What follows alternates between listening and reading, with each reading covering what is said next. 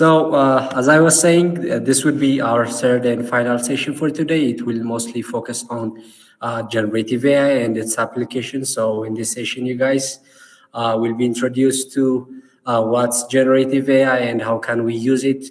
As you know, it's one of the trending topics in the tech industry. And as I mentioned earlier, it is expected to be as revolutionary as the internet was. So I hope you guys will have, a wonderful and a fruitful time and get enough or more than enough new knowledge or techniques to learn from this session. So for these sessions, our presenter will be Mr. Ismail Duran. He is a highly accomplished executive with a strong background in technical management, and as the group chief technology officer of LOGO Yazılım, which is based on Ankara. Ismail has demonstrated an expertise in building and optimizing organizational process and also infrastructures in success leading in software development and platform operation. He has an extensive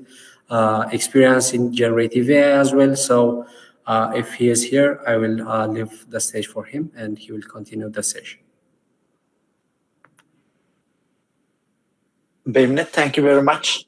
So until Mr. Ismail joins us, I am going to be in the stage. So I would like to share a short news with everybody. Normally, we were expecting to have Mr. Semih Yavuz, who is a senior machine learning researcher at Salesforce. And he also has experience in Google and Apple prior to joining Salesforce. He was going to be with us. Unfortunately, his daughter, she got sick. And for that reason, he's not going to be with us. And Mr. Ismail, who is our technology advisor and the CTO of the largest enterprise software company, LOGO, in Turkey, he is with us. Like, first off, Mr. Ismail, I am really grateful that you didn't turn our request back in the last minute. This was a last minute arrangement, and we are very happy to have you here. You are welcome. First of all, I am not so ready for this presentation, but I will try my best. Sorry for if something missing. First of all, thanks for being with us. Yes. I have to share my screen and my slides. Wait a minute. Share. Yes.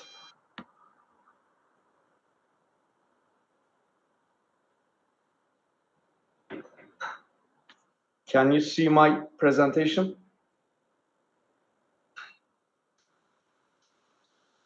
We can see that you are presenting, but the presentation did not arrive yet. Wait a minute. Let me retry. Share. Share.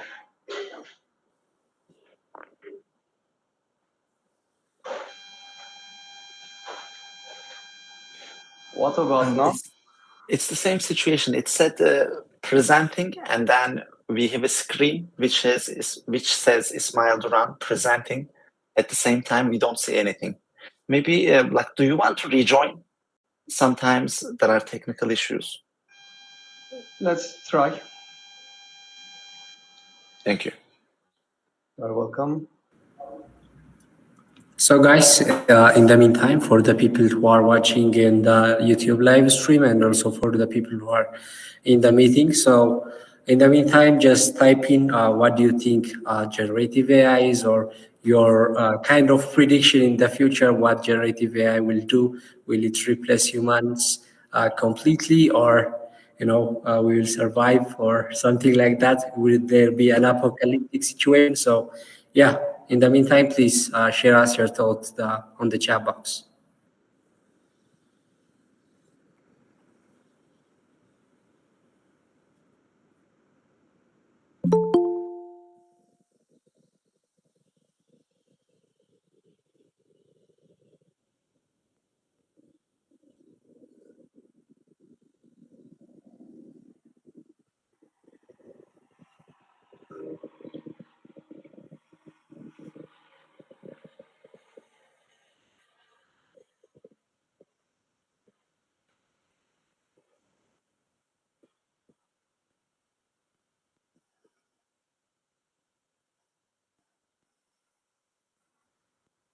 So Tim, while we are, okay, I think Mr. Ismail is here.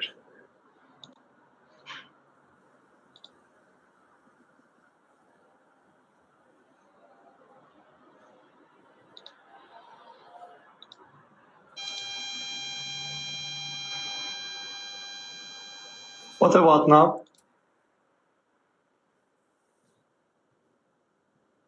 That's great. Okay. Yes. Let's talk about generative AI. Generative AI is a disruptive technological change, as you know. It touches all the fields of enterprises, life, and way of working. Actually, it will evolve the job of the future, what we will do. First of all, let's talk about what matters in artificial intelligence and generative AI for the productivity. Some metrics about generative AI and generative AI related startups. As you know, ChatGPT is a most famous generative AI platform, and it took approximately 2 months to reach 100 million users. With respect to ChatGPT, other startups or platforms such as Instagram, Pinterest, Spotify, Telegram, and Uber, most of them takes years to have such a large number of users. This is because it is attractive, it is disruptive, it is especially used everybody in the world. Because someone try to do their homework, the others tries to write down a code. Sometimes academic people try to write their thesis using ChatGPT. And of course, sometimes we are trying to use, as a personally myself, refactor our existing code to make it more performant, highly scalable. Let's continue.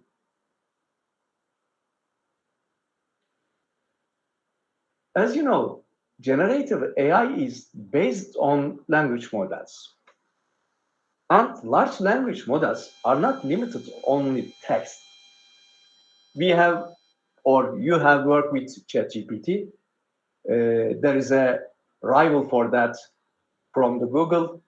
As you know, it's Bard. And Bloom is a big science. Galactica AI by Meta. DALI by OpenAI, Imagine by Google, and all of them has addressing different fields of generative AI. Microsoft tried to integrate ChatGPT into Edge and Bing, trying to create or disrupt search engines. As you know, the leader of the search engine field is Google, but Microsoft trying to disrupt that business as well by using ChatGPT and its large language models. DALI, as you know, it is a very interesting platform to create art-related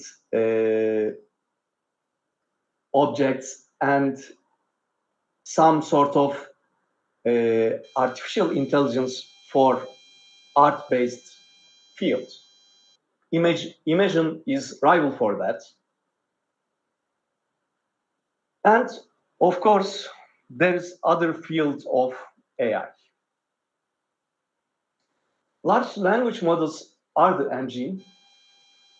AI applications are the product. First of all, we have to distinguish the major definition of large language models and AI applications, which means You can create AI applications by using large language models that are engines. For example, major platform launched new type of application over a years for the data processing in 1990s.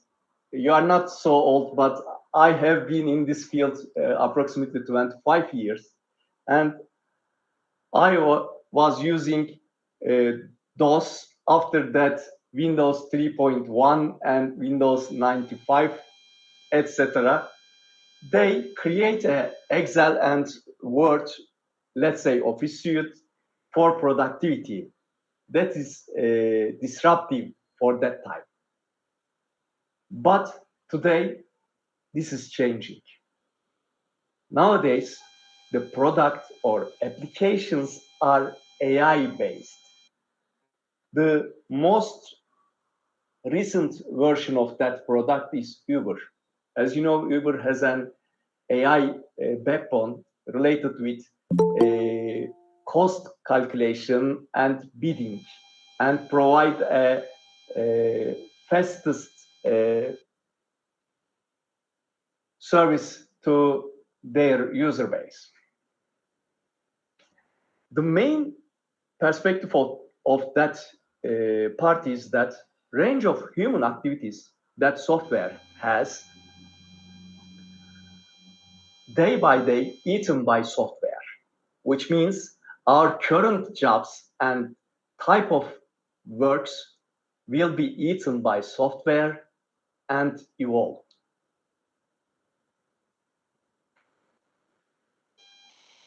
Let's talk about potential opportunities and use cases.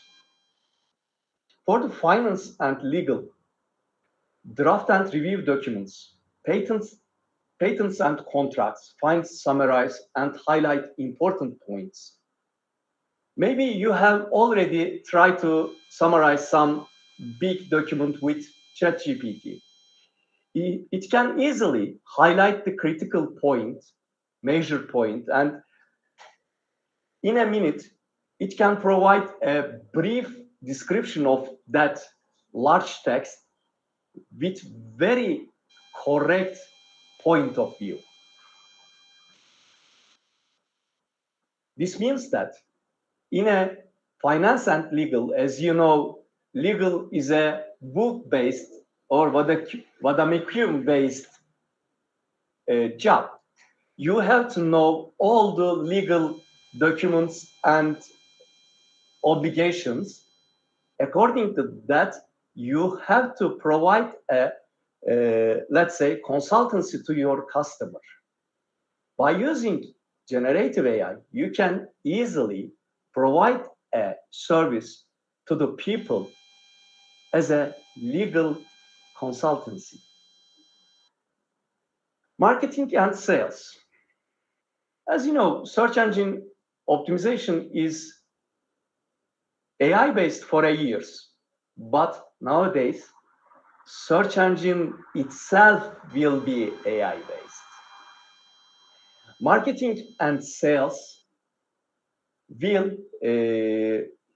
reshape their products and services according to the customer needs and customer tendency.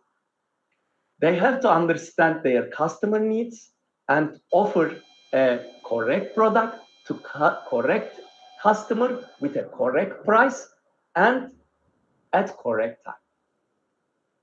This means generative AI will eat standard retail sector as well. It revolves to AI-based marketplace. Customer service. Nowadays, most of the call center operation and level 1 support will be transforming into a AI-based job. Natural language processing is most common way of doing that, and chatbots is the new age digital worker. HR and recruitment. Creating smart shortlist of candidates is very cumbersome task for HR peoples.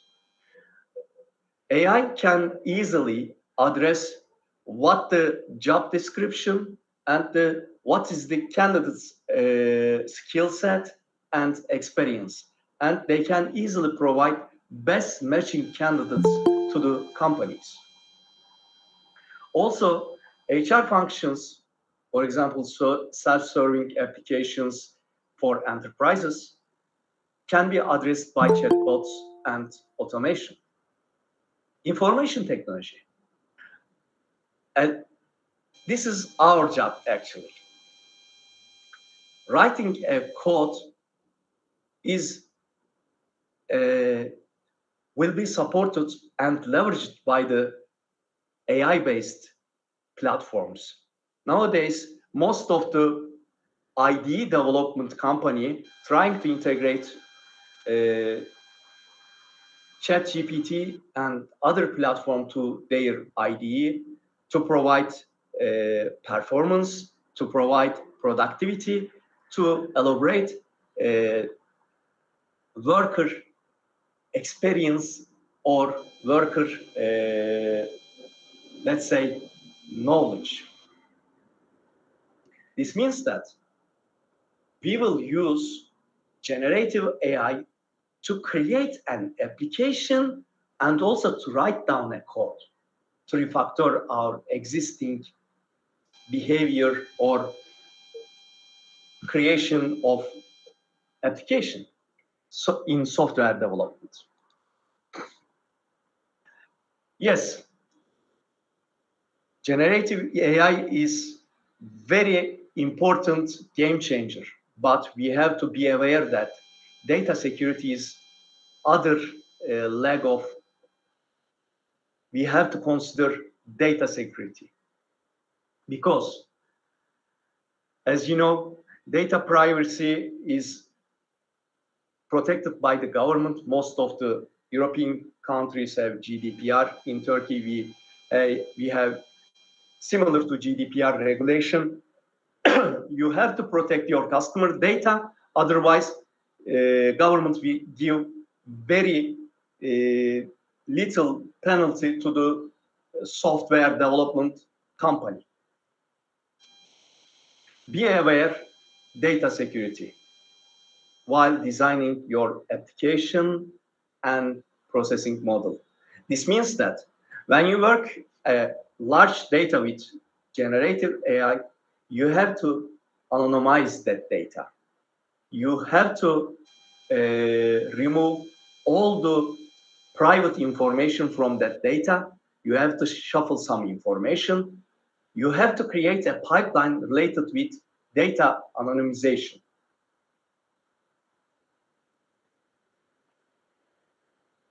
Generative AI is not an option to company. It's a must situation for nowadays.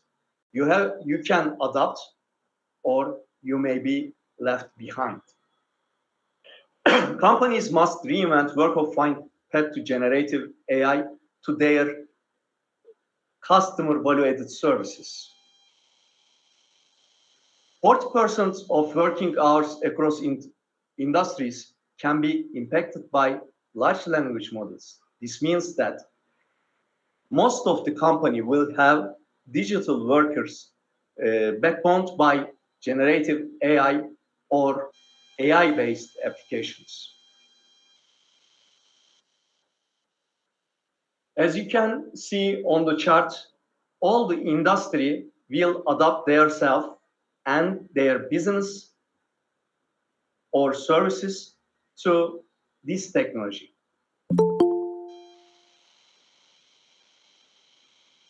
How can business use generative AI today? Generative AI tech stack, as you know, applications, API layers, MLOps, foundation models, and then infrastructure. Generative models can be based on GPT 3.5. As you know, GPT 4 were released. DALL-E 2, Lambda, Codex. Codex is developed for the developer, actually, as you know.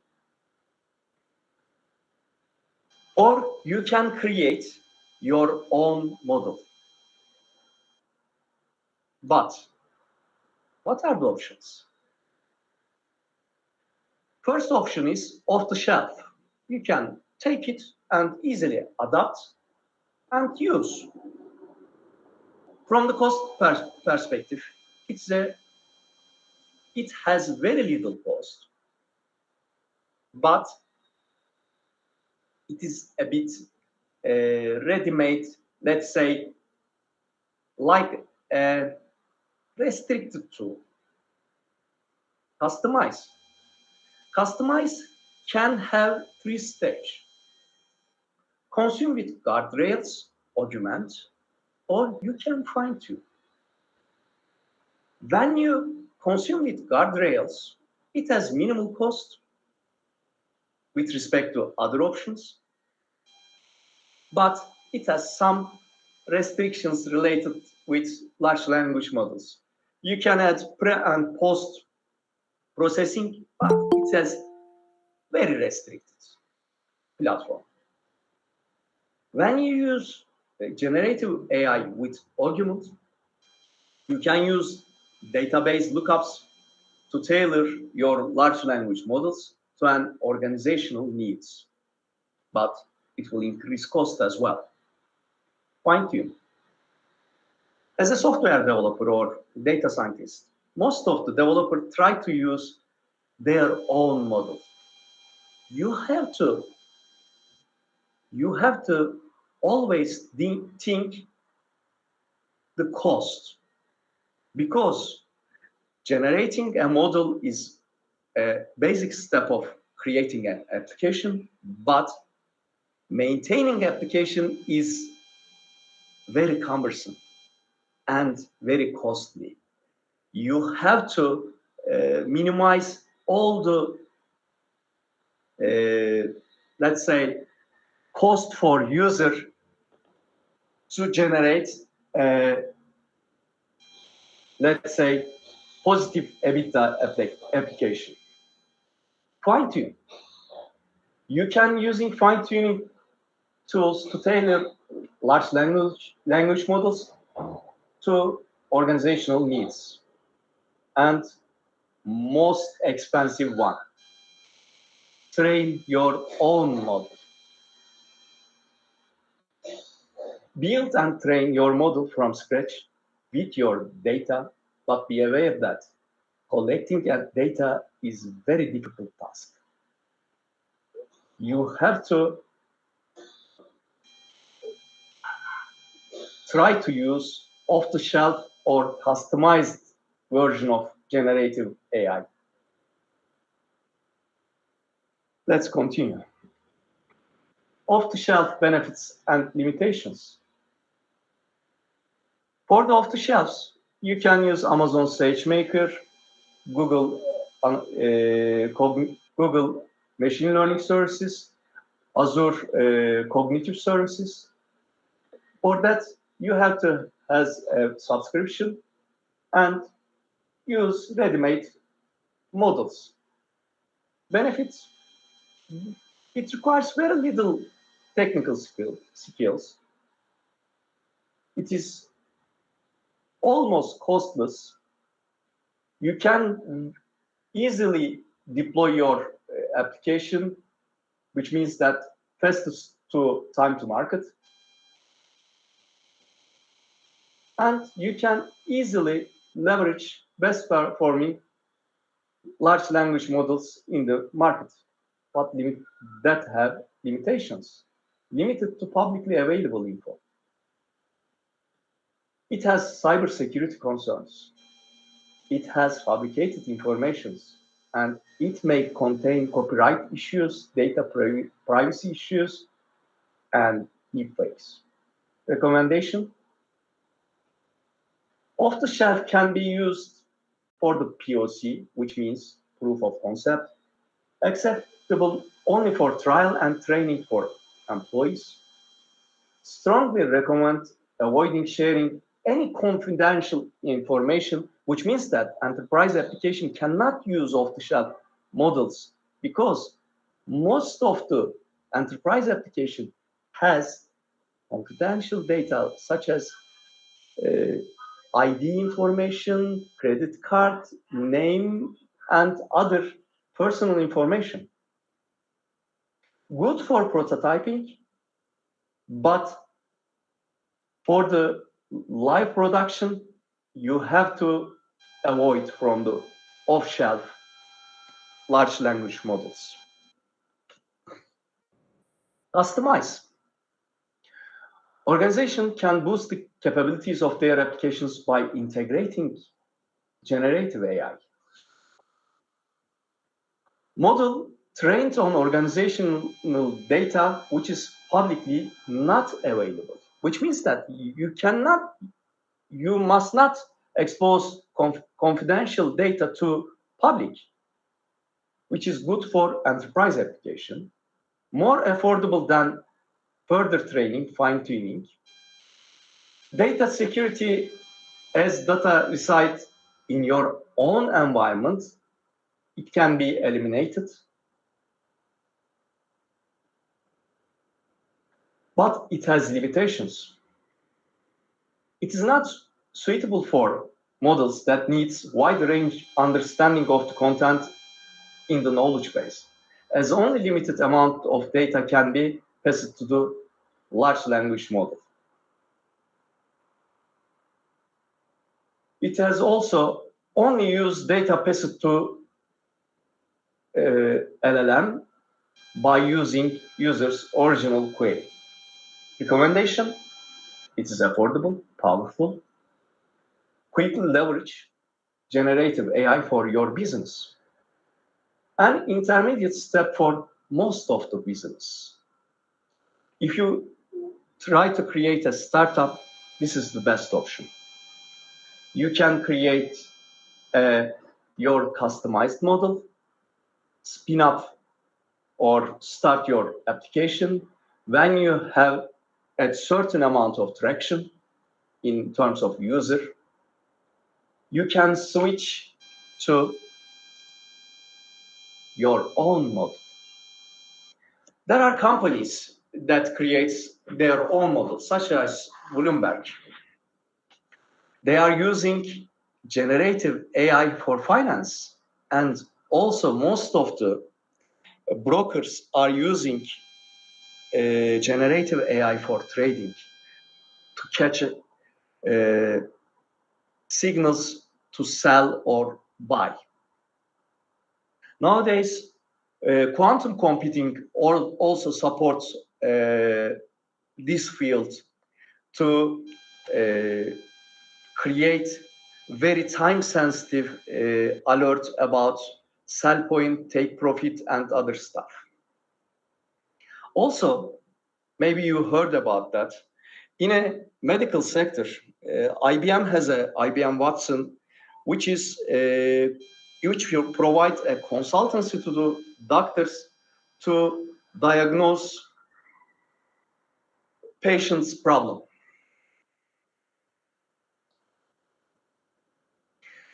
But also there is benefits and limitations for building your own model. Organizations training their own large language models can get deep mode, but it's also costly. Benefits: the model is specialized for the business, specialized for the resource, and data scientists also gain full control on all data used for pre-training. Limitations, as I mentioned earlier, it is very expensive and it is very risky. Needs very highly skilled team to maintain all the models because it requires very talented people across different domains, which means software, hardware, finance, and other stuff. Less efficient than customized option. It is something like a reinventing wheel. Recommendation: best if you need to change the model and architecture or training dataset from existing pre-trained large language models. Which means if you are trying to create a very specific field-based large language models, you have to create your own, otherwise you have to avoid from it. I think that's all about generative AI. Thank you so much.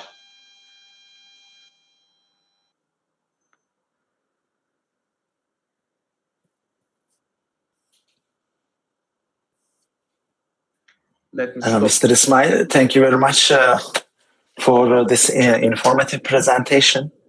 So in the remaining time, if that's also cool with you, it would be great to cover some questions and get your opinions on these questions. Okay. First off, why do you think generative AI is revolutionary technology for today's world? Why do we expect it to change things dramatically? If the workflow of task is defined, generative AI can easily address that task as an digital worker. There is no need to, let's say, repetitive task done by people. This means that, such as automotive industry, for the production, most of the robots are used in the field. As you know, in the 19th, most of the tasks handled by the workers. Nowadays, all is handled by the robots. This is very similar to in software industry and also document-based work. I mean, let's say government, legal, finance, or diagnose can easily be addressed by the generative AI. If the data model trained by, let's say, all the diagnose and cure information related with patients and thesis related that medical field, the accuracy of diagnose is 95 or 96%, if I am not wrong, for the IBM Watson, which means that it is very, very skilled or experienced doctor in that field as a digital worker. For that reason, if we have created, if we are working in a field that requires a repetitive task or procedure-based task, it can easily eaten by generative AI and evolve. Thank you very much. Actually, you are giving us a generic definition of type of tasks. So if it's repetitive, if it's procedural, if we can define it as, let's say, tasks that are going to be executed one after another, then generative AI is there to take over. Mm-hmm. Yeah, you are correct. For example, legal, you have to look at legal information and old court cases and create an opinion related with that issue based on that, let's say, brief information. Generative AI can easily do that, which means generative AI can be a digital lawyer. That's very true. So the next question I have is, in what areas especially you see application of generative AI changing things for African countries?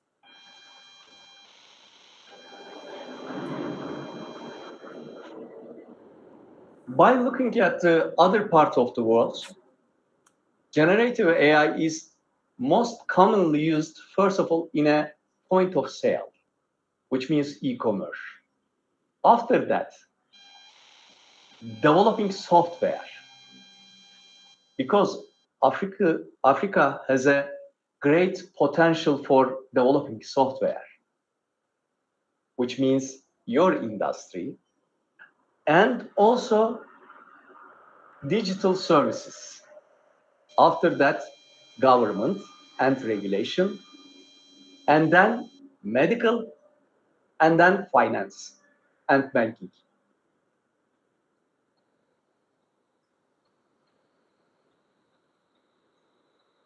This is a comprehensive list. Like, I'm taking notes because some of our attendees, they may not have chosen the idea yet. I mean, that's the reason why we are having these workshops. And I'm sure these pointers are going to motivate them to do researches in these areas to find potential project ideas. So, like, my next question is, are there any generative AI related projects that have already made an impact in your day-to-day life?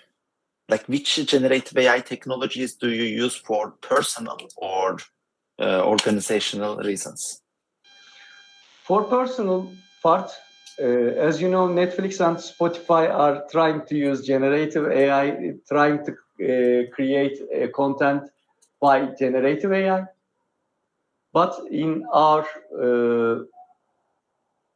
work life, let's say, we are trying to create a knowledge-based application based on generative AI. We are trying to create a level 1 support and address all the customer issues with chatbots.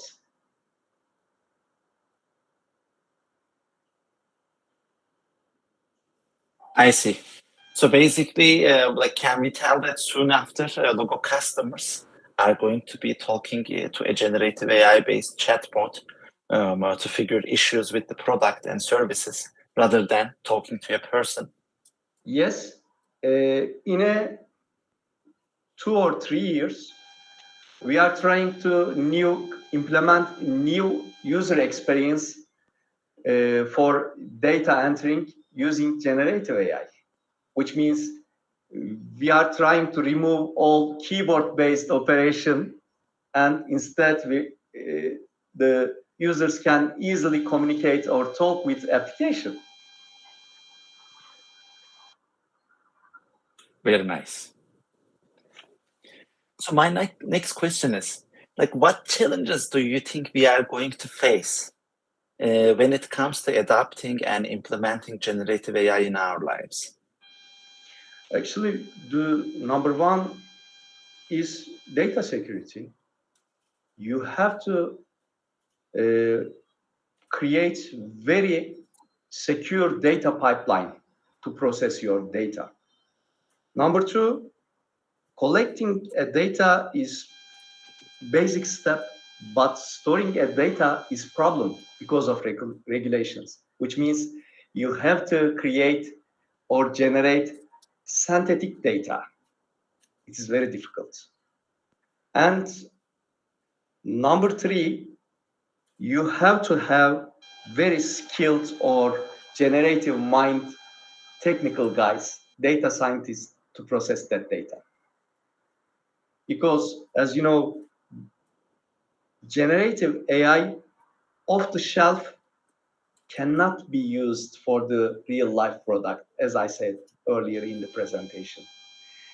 You have to create your customized version of that, which means you have a skilled data scientist. I mean, resource problem. Mm-hmm. And like, do you think that this is going to create some issue, especially with the automation that is going to be available through generative AI for, let's say, not high qualified workers, like people who do repetitive procedural things for all their lives? how do you think they are going to adapt to this new era? I think this new era create new job definition. For example, model customization according to field knowledge, domain knowledge. I mean, let's say insurance sector. Most of the insurance salesman knows the need of fields, and they can easily adopt their sell pipeline according to customer needs, which means they can customize their company model, which means, let's say, citizen developer or citizen data scientist for that field. The new era create new job definition. Got you. And also, previously, building something technical had a high entry bar. Like we needed to get maybe high level of education to do that. And now the combination of no-code platforms and improvements in generative AI, what I'm hearing is like a salesman can easily customize things for their customers. They can build technology without understanding technology that much. Today, most of the people are using ChatGPT like a charm. There is no entry barrier for ChatGPT. They can easily communicate with ChatGPT. Çıkmayacak mı? Seni bekliyorum. Emre, bu arada benim zaman doluyor hocam. Yarım saat dedik, 45 dakikaya geldik. Tamam. Bir 5 dakikaya toparlayalım mı? Hızlı olalım. Okay. All right. So we are going to wrap up in 5 minutes, team. And after that, we will continue our general discussion about generative AI and its applications. So, like we have already mentioned, how generative AI can help Africa at the high level. And my next question is to inspire our attendees. Like, what specific project ideas you think can be promising? Like, let's say you were one of the attendees, and next weekend in the virtual hackathon, you were going to build a project. Are there any particular problems, especially in like healthcare, education, or agriculture, potential use of generative AI for Africa?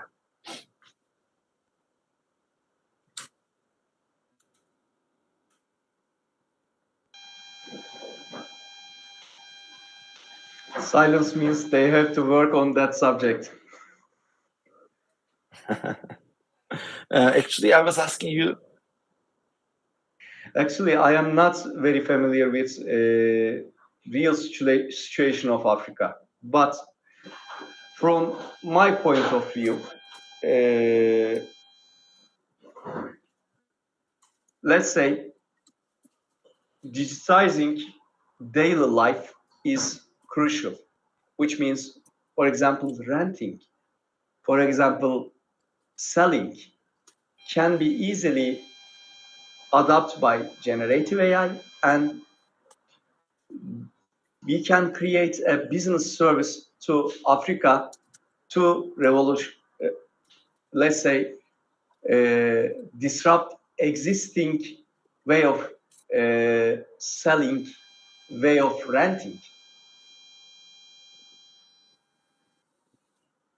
It is easy to start because collecting data in that field is easy. It is already addressed by the developed world. We can use open source data models. After that, we can customize that model to Africa needs. But creating greenfield project in generative AI without data, it is very difficult.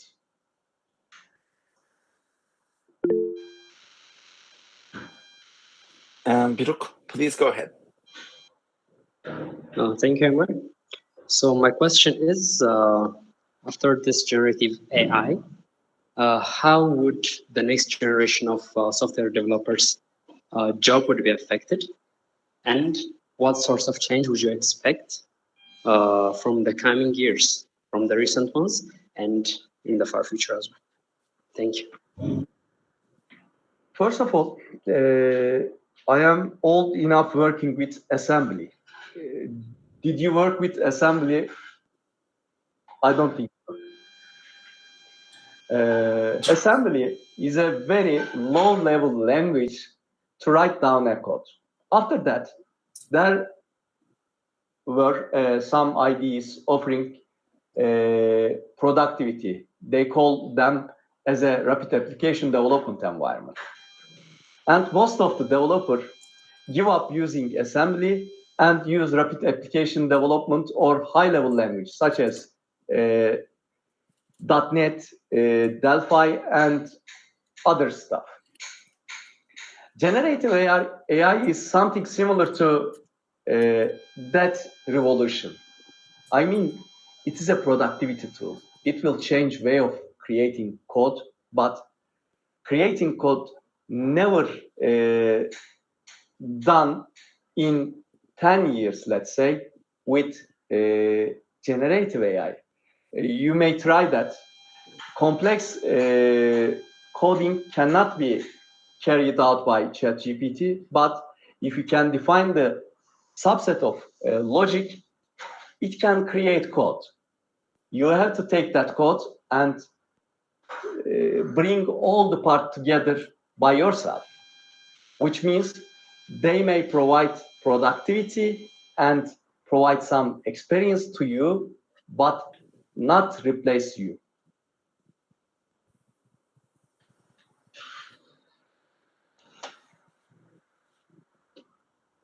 So this is an important separation. Instead of taking this as a threat to replace humanity, we can see this as a tool.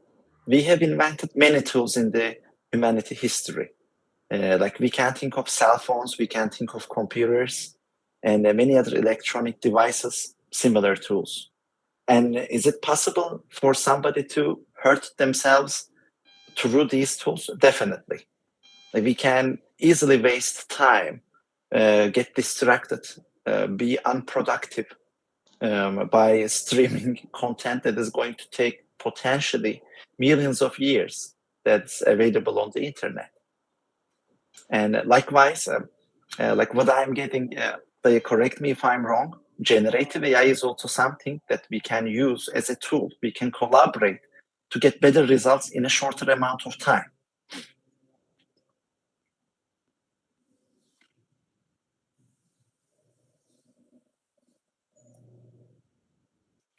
So one last question. So do we have any question from the audience?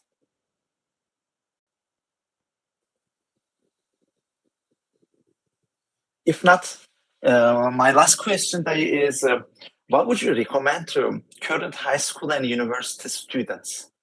Like, how do you think they should utilize AI to make things better in their lives, as well as to adapt to upcoming new digital world?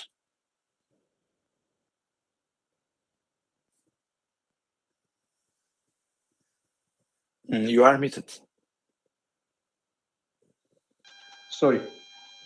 First of all, they have to observe and try to understand needs as a person and as a software developer. After that, they have to, let's say, try all the AI platform, not only one. They have to use ChatGPT, they have to use Bard, they have to use DALL-E to understand which AI model can be used in which fields. And they have to understand the basic of data science. I mean, maths and vectors. And what is the real roots of data, let's say, machine learning. And then they have to find an idea to create a service that will change way of doing something.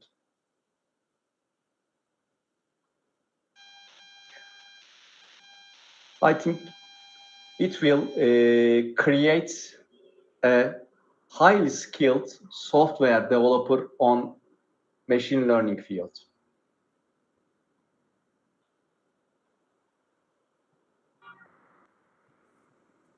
Thank you very much. Team, are there any other questions?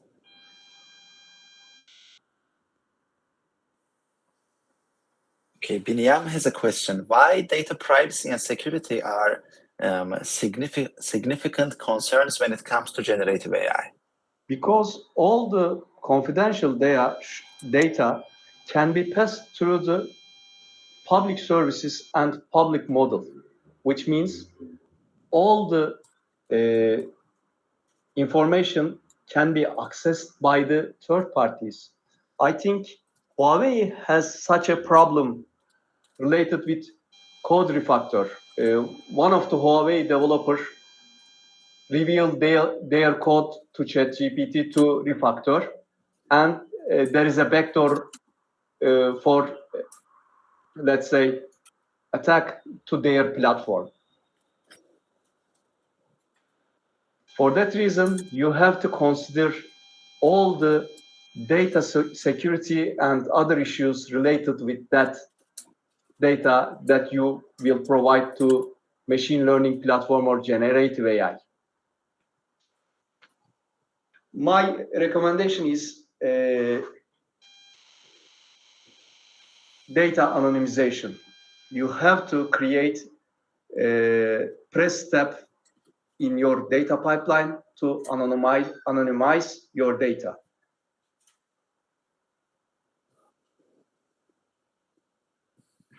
This way, even if there is a leak, it's not going to personally hurt anybody. Yeah. And our last question. So are the AI models for generative AI free, or do we have to train our models? There is free models, but if you need a performance, if you need real life product based on that AI model, you have to use commercial one.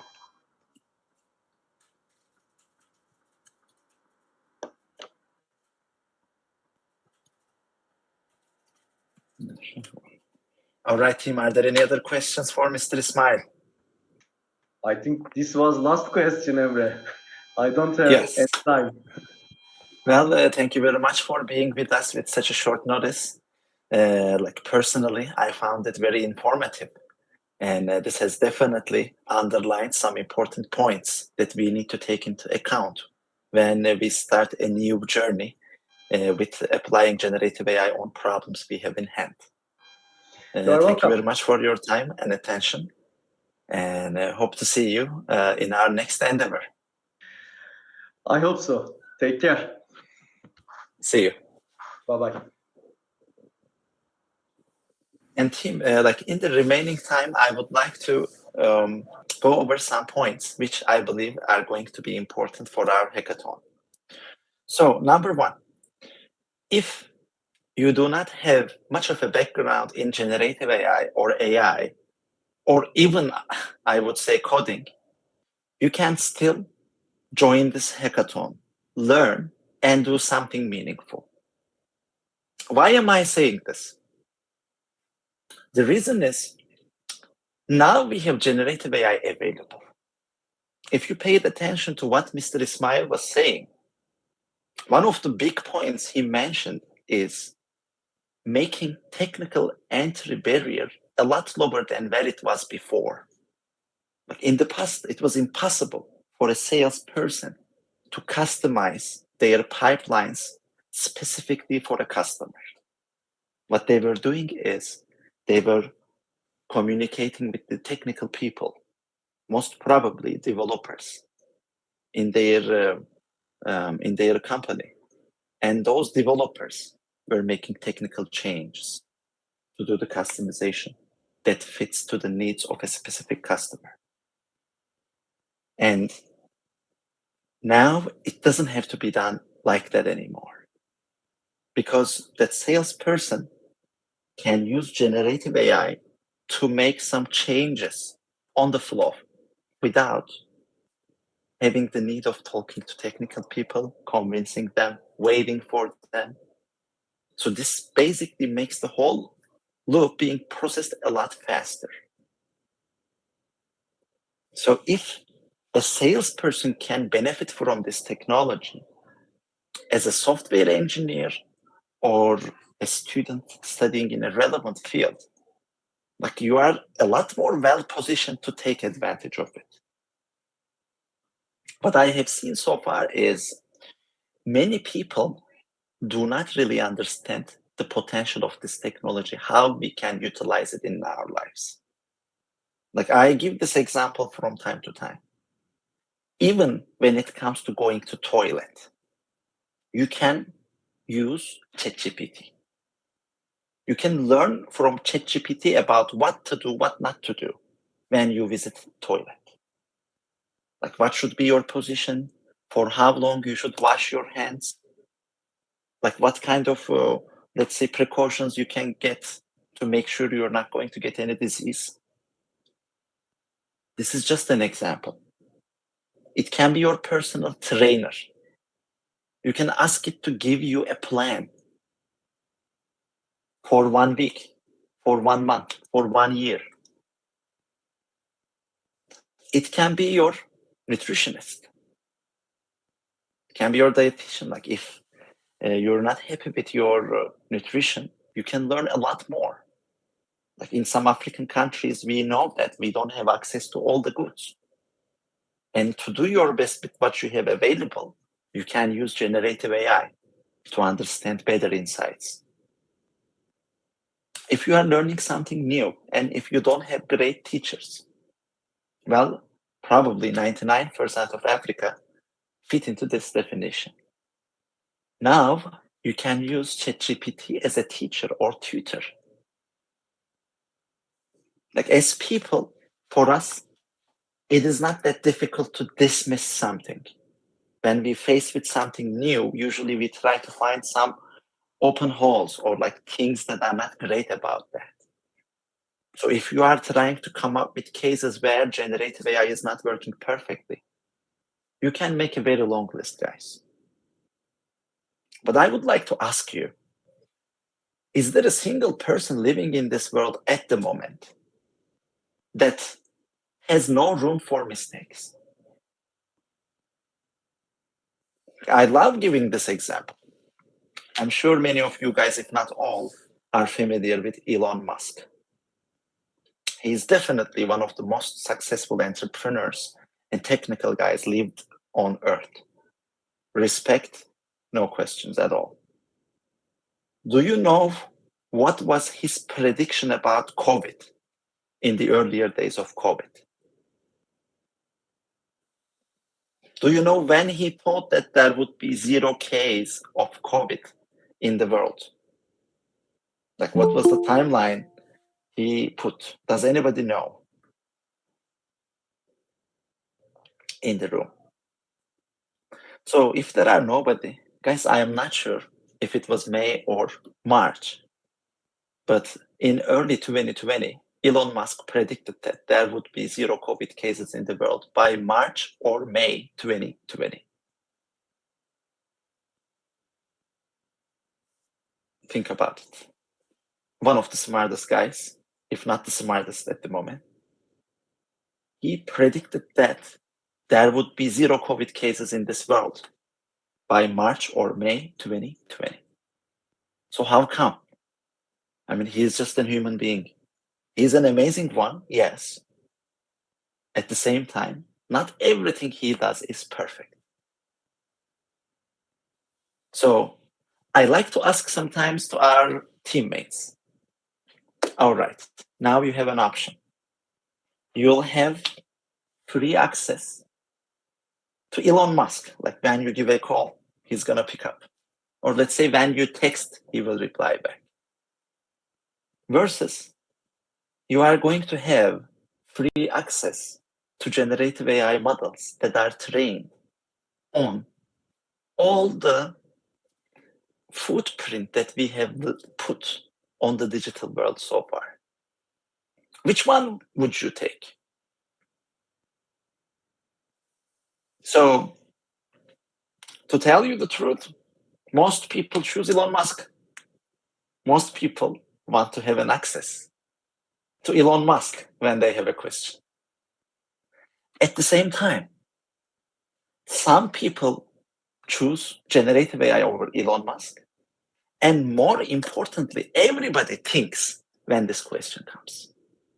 If I ask you 2 + 2, you will be like, Emre, are you kidding me? It's 4, of course. It's a no-brainer, right? But when it comes to choosing between having access to generative AI versus having access to Elon Musk, you think. Because there are things that Elon Musk does greatly, but there are also many things that Elon Musk is not aware of. Whereas generative AI had the chance to learn about it. How long does it take for you to finish a book on average? So I see Biruk on the screen. Biruk. Therefore, I would like to ask this question to you. How long does it take for you to finish a book? Oh, which book? Biruk book? Mekonda. All right. It actually depends. Like if the book is small, it might take me like a day or two. But if it's a bigger one and have more time, it could take me like up to a week maybe. Even like if I don't have enough time, if I'm reading like for a few minutes a day, it will take me more than a week, obviously. Mm-hmm. So let's say you are finishing a book in 1 day, Biruk. I know this is not what you said.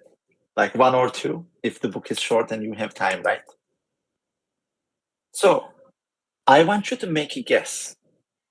How many books, or let's say if we put ChatGPT's data set in 100 pages of books, how many books do you think would be there? Oh, that would be a lot, Emre. If it is just 100 page books, that would be very a lot. So guys, the total size that they have trained one of the ChatGPT models is about 570 gigabytes. 570 gigabytes. It may sound small, but think about that. This is textual data, guys. So we can ask ChatGPT actually. Let me share my screen.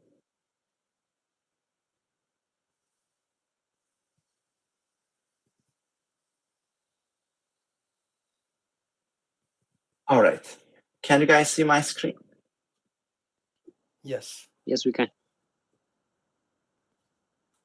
How many books on average can fit into 570 gigabyte textual data?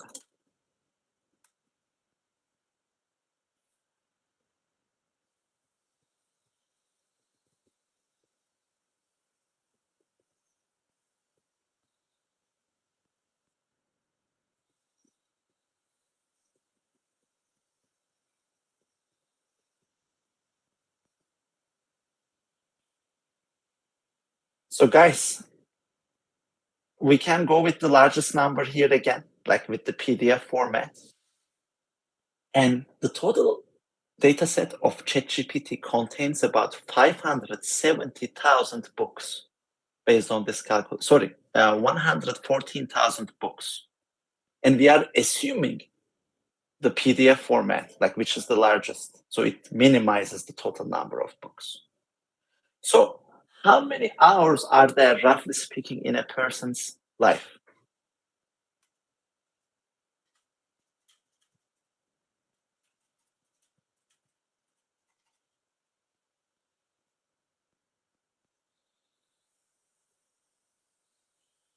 So if we go with 73 years of average life,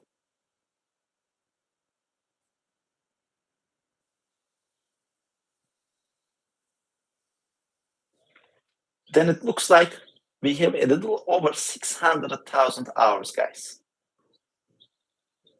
So when you think about this fact, on average, it was about 300,000. And here we have a little over 600,000 hours. So if we read a single book every 2 minutes, that's how we are going to reach to the level of knowledge of ChatGPT. This is a lot, guys. In the past, none of the single individuals knew this much about so many things. So let me continue sharing my screen. Now, let's get information from different topics. So, Biruk Sevdu, which topic you would like to get information about?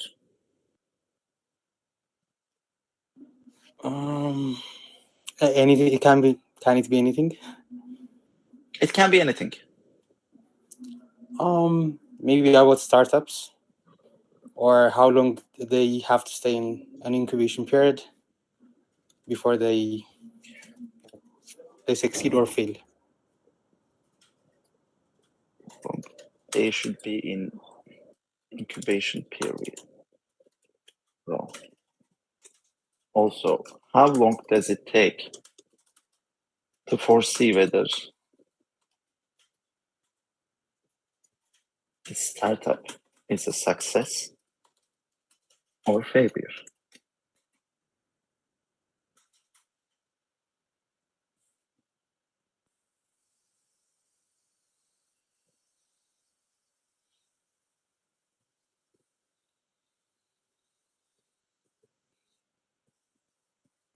So in terms of duration, it says it really depends on the program, and it can be from a few months to a couple of years.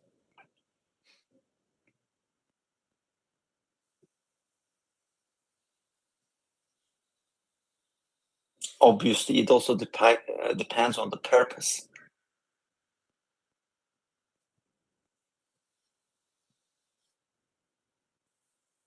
I mean, look at that.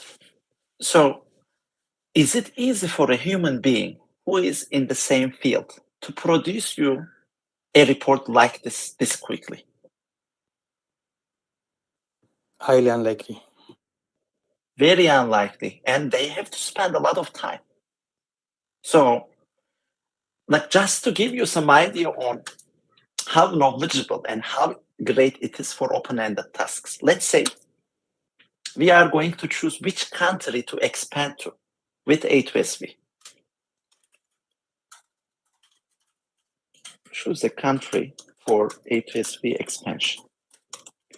We train high potential university students in Africa, connect them with opportunities at top tech companies like Google. We also do digital projects for people.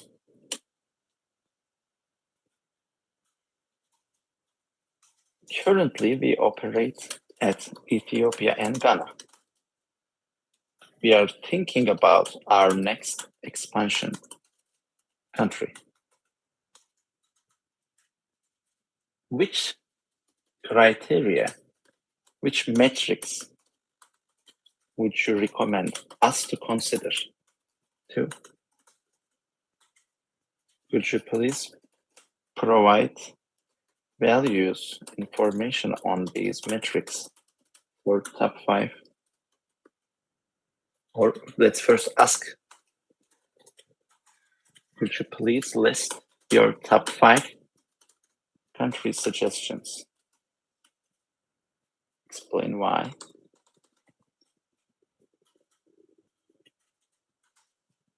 Rate the selected countries based on the metrics you suggested.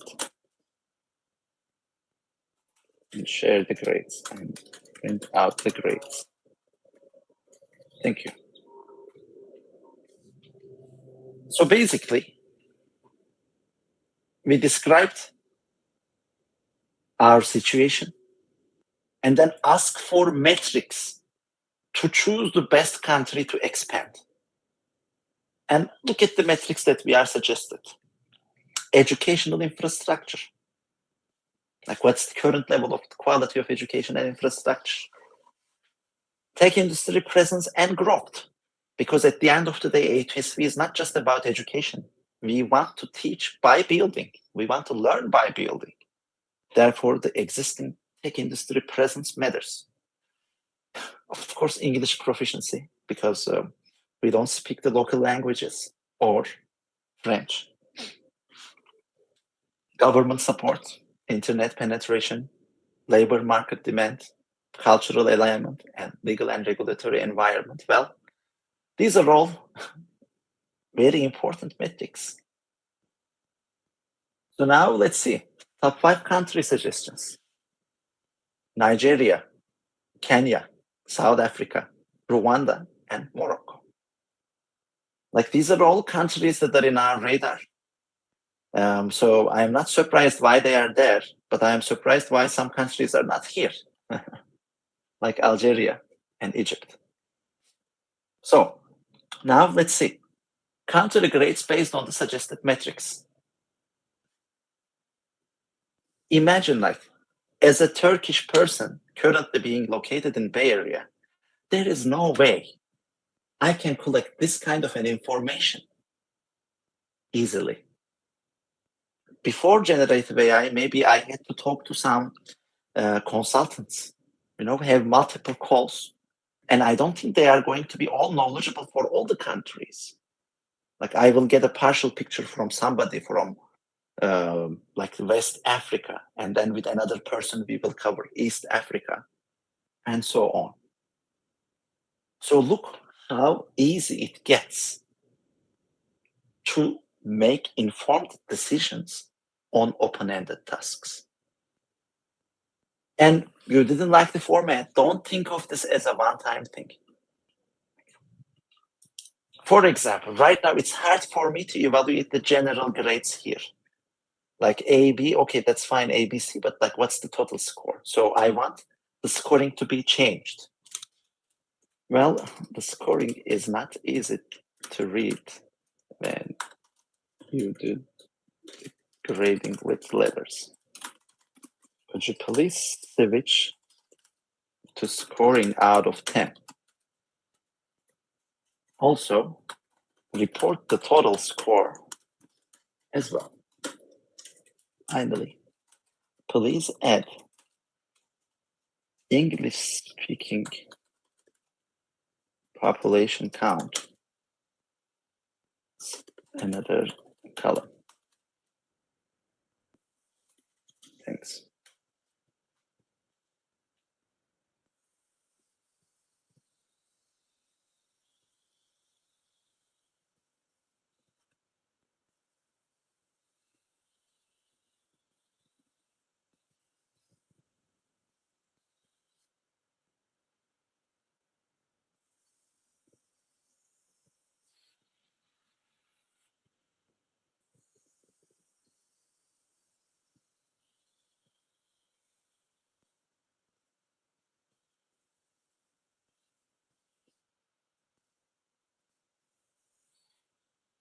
Look at this, guys.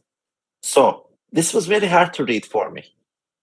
And now, for each country, we also have the total scores. And also, like, we can see the English-speaking population count as well. Like, this information, at least to me, it's very valuable, because this actually shows, like, what is the total potential of people that we can reach. And it may not be perfect, guys. Can ChatGPT sometimes report something wrong? Yes. And it's one of the biggest trouble at the moment, because it does it confidently. Even normal people can do the same thing. So let's keep that in mind. So do not completely put all your eggs in accordance with what you hear from ChatGPT. You may be misled, depending on circumstances. At the same time, this is extremely useful, especially for open-ended tasks. You can access to information in a well-formatted manner. You can have long conversations to get better insights. And don't take this as like one-shot thing. You don't get the results you are looking for just by asking one problem. So you should see this as a conversation. And as you go deeper, you are going to get better and better results. Like, let's say after a while, you change your mind. Now that I'm thinking, number of English speakers is an important metric. Could you please increase its weight? Also, government policies being friendly for building a tech ecosystem should be weighted highly. Would you please redo your list and report 10 countries instead of 5?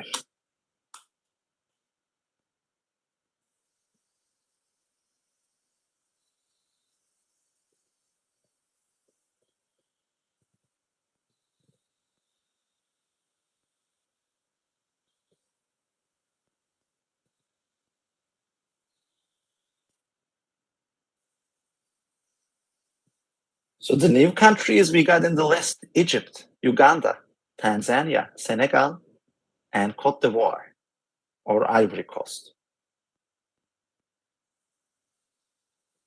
And now apparently we also have more, or the column got shorter a bit.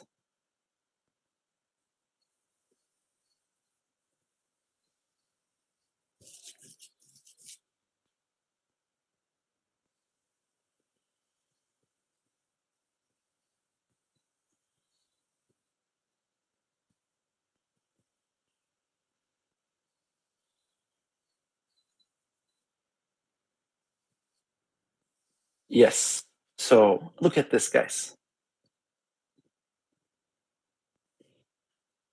Like, we don't just have the data, we also have notes and final recommendations. And think about that. How long would it really take in the past to generate this kind of a data? It would take months, guys, I'm telling you. And this is such a critical decision for the future of our organization. And I'm so happy that generative AI is now available. It is empowering all the businesses, including A2SV. So at A2SV, we are trying to blend in the power of generative AI in every aspect of what we do. We are preparing new meeting guidelines. Starting next week, for each meeting, we will not only have a note taker, we will also have a dedicated person for ChatGPT conversations. Whenever there is something that we believe getting opinion of ChatGPT is going to help, we will be able to ask questions directly with the help of that person. This is changing things remarkably. Do not take my words. Listen from the pioneers of this field. They are talking about a new era is starting, guys. My background is in software engineering and machine learning. And I'm telling you, I don't think I understand the potential and impact of generative AI even 1%. And like, I would say on average, I am with ChatGPT maybe 2 hours a day. And I say I understand it 1%. So think about yourself, think about others. Spend some time with it. Get creative in what ways you can learn from it. So let's get some advice from it for all of us. We are organizing a generative AI hackathon for Africa. Now we are demonstrating your capabilities with a live workshop. What would you recommend for our participants who are young and talented Africans that can change things for good for the continent? What is your advice to them?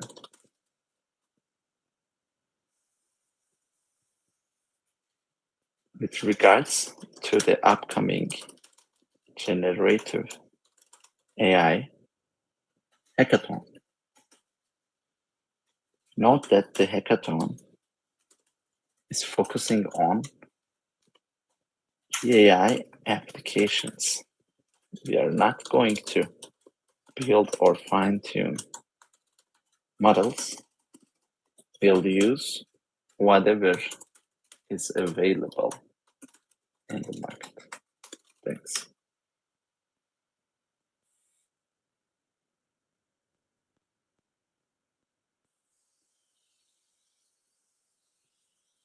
Here are some recommendations and advice for participants of our Generative AI Hackathon for Africa.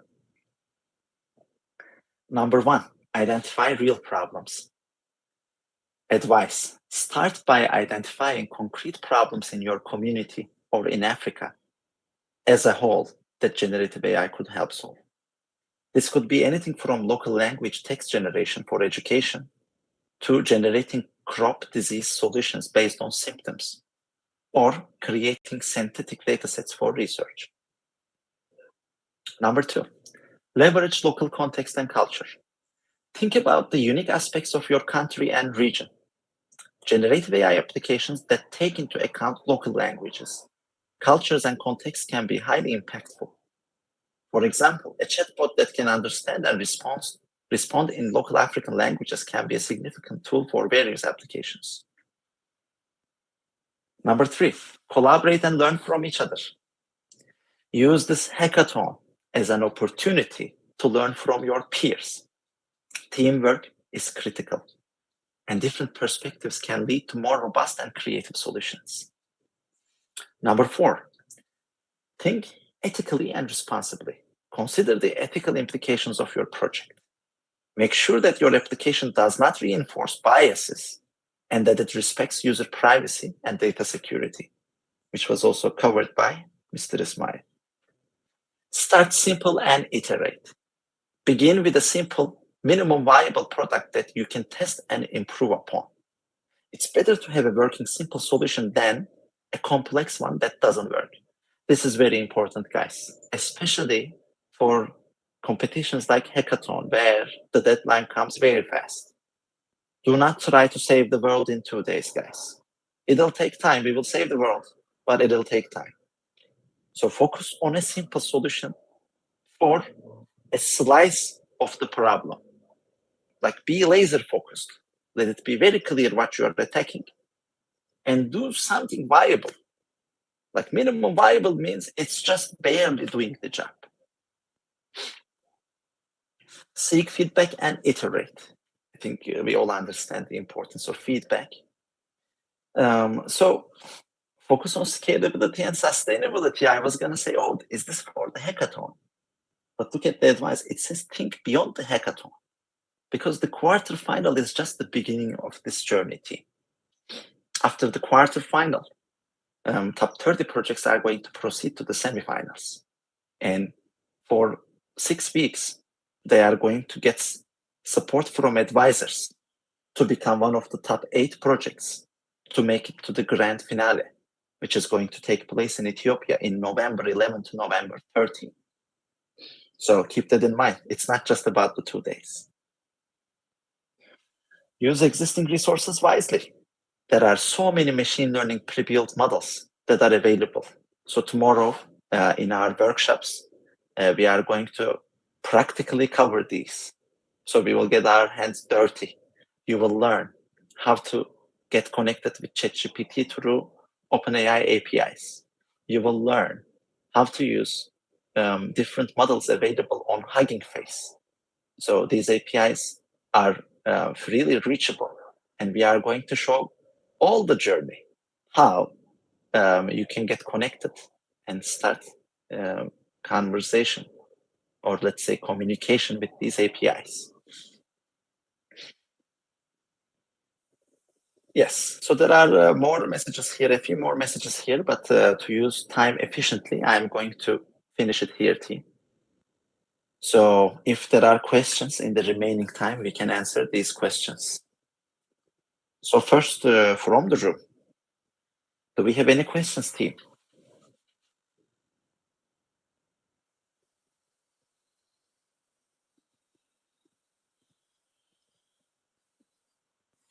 All right, from our YouTube broadcast, do we have any questions?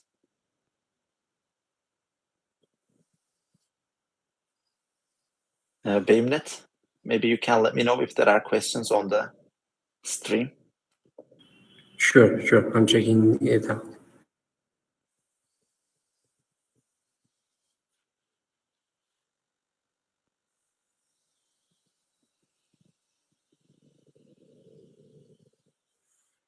So in the meantime, I can give you some information for tomorrow's workshop sessions. So team, tomorrow's workshop sessions are going to be different than the first day.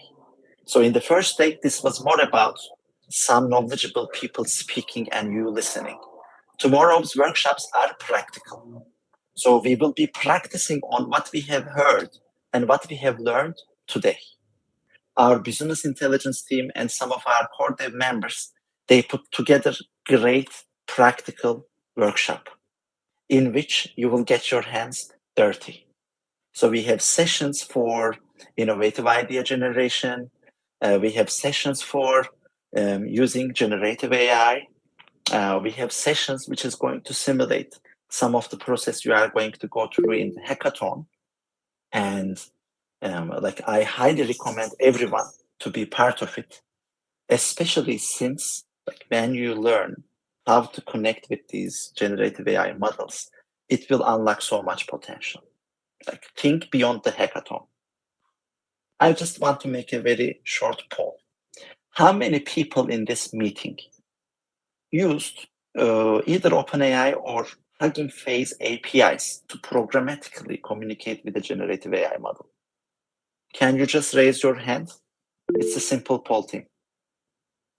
So how many people did this before in the room? Yes. So let's wait for a bit to get the right ratio. So team, roughly speaking, we have about 6 people who raised their hands among 33 people. So we can say maybe about 20%. So we need to increase this exposure to at least 80%.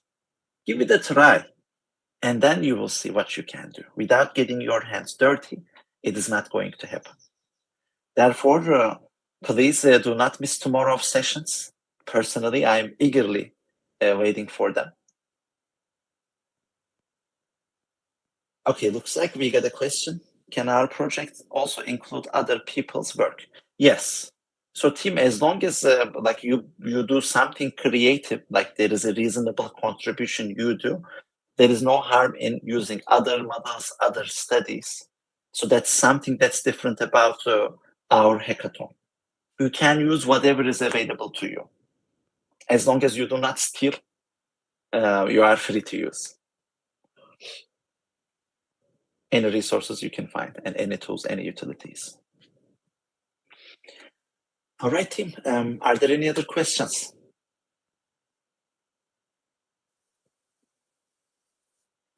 Okay. Do we need a working demo, like a link to a deployed app, or just video presentation? So, we are going to provide more details about expected output for our quarterfinals at the beginning of the quarterfinals. So I'm going to leave those questions to next week because right now our focus is on generative AI.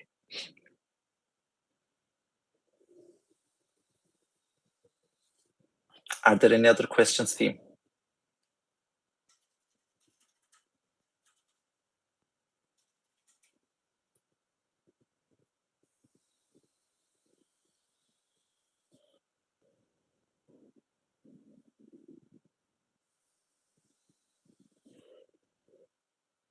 In that case, we can finish with the quote of the day.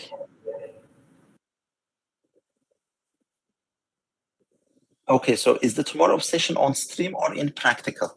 So tomorrow's session is going to be streamed as well. At the same time, during the session, we are going to take a pause, give you time to work on the practice problem, and then we will also show the solution. Like we will be building it together. There will be times that is dedicated for attendees to practice on their sides as well. So it's the mixture. And all the resources we are using are freely, publicly available on the internet. Like, do not underestimate the available tools and utilities team. There is so much available on internet for free. And we will be using free stuff. Therefore, you won't have any disadvantage because of the country you are in and so on.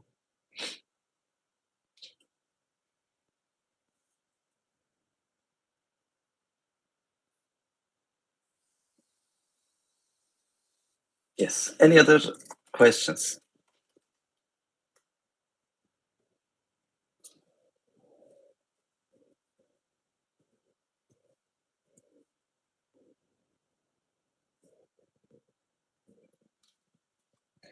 All righty. In that case, we are going to finish our session with the quote of the day. Today's quote comes from Elon Musk. And he says, when something is important enough, you do it, even if the odds aren't in your favor. And team, applying generative AI for making lives better in Africa is the task. So are the odds on our favor? As a collective movement, yes. As individual teams, no. Because there are so many teams competing in this organization. At the same time, this is important enough. So let's do our best. Let's learn together. Let's break things together. And let's build for Africa together. Thank you very much, everyone. And hope to see you in tomorrow's sessions. Bye.